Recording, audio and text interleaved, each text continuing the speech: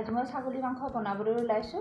ইয়াৰ বাবে মই ছাগলী মাংসখিনিত এনেদৰে আদা, নহৰু, পিঁয়াজ, জ্বলা, গৰম মছলা এনেদৰে এটা পেষ্ট তৈয়াৰ কৰি দি দিছোঁ। হালধি, নিমখ, তেলো দি দিছোঁ। আধা ঘণ্টাৰ কাৰণে মই এনেদৰে ঢাকনি দি থৈ দিছিলোঁ। এয়া কেৰাহীত তেলখিনি গৰম হ'বলৈ দিছিলোঁ আৰু ইয়াতে অলপ চেনি দি দিছোঁ। চেনিখিনি ৰঙাই থোৱাৰ পিছত তেজপাতটো দি দিছোঁ।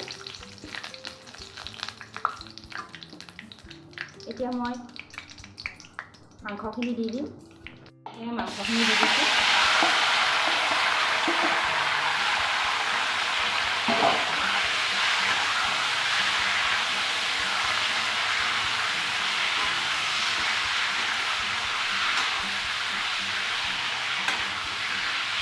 এনেদৰে অকণমান লাৰি মই কাটি থোৱা অমিতা আৰু আলুখিনি দি দিম। কাটি থোৱা অমিতা আৰু আলুখিনি দি দিছোঁ।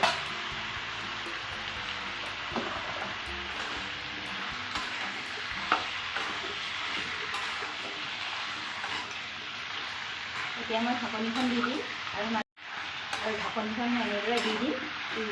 মাজে মাজে এনেদৰে ঢাকনিখন গুচাই লৈ লাৰি থাকিম।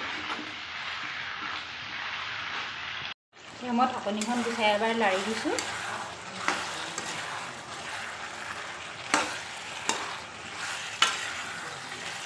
আকৌ এতিয়া ঢাকনিখন দি দিম।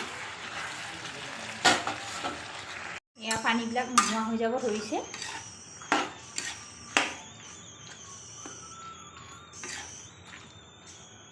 এনেদৰে যেতিয়া আলুখিনি সিজি যাব, এয়া অকণমান আলুখিনি সিজিব ধৰিছে আৰু অলপ বাকী আছে। তেতিয়া পানীখিনি নোহোৱা হৈ আলুখিনিও সিজি যাব, তেতিয়া মই ইয়াতে পানী ঢালি দিম। এতিয়া মই আকৌ ঢাকনিখন দি দিম। পানীবিলাক এয়া নোহোৱা হৈ গৈছে, আলুখিনিও ধুনীয়াকৈ সিজি গৈছে। এতিয়া মই ইয়াতে পানী দি দিম।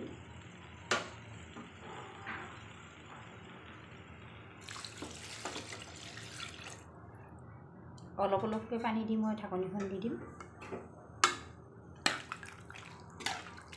এতিয়া মই ঢাকনিখন দি দিম। মাংসৰ আঞ্জাখন হ'ব ধৰিছে।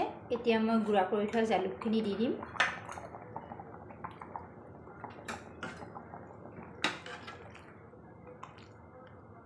অকণমান সময় উতলিব দিম। জালুকখিনি দিয়াৰ পিছত 2 মিনিটমান মই উতলিব দিছিলোঁ। এতিয়া মই গেছটো অফ কৰি দিম। এতিয়া মোৰ ছাগলী মাংসখন ৰেডি হৈ গৈছে। এনেদৰে আপোনালোকেও বনাই খাই চাবচোন। আৰু যদি মোৰ ভিডিঅ'টো ভাল লাগে তেনেহ'লে এটা লাইক কৰিব, শ্বেয়াৰ কৰিব আৰু ছাবস্ক্ৰাইব কৰিবলৈ নাপাহৰিব। ধন্যবাদ।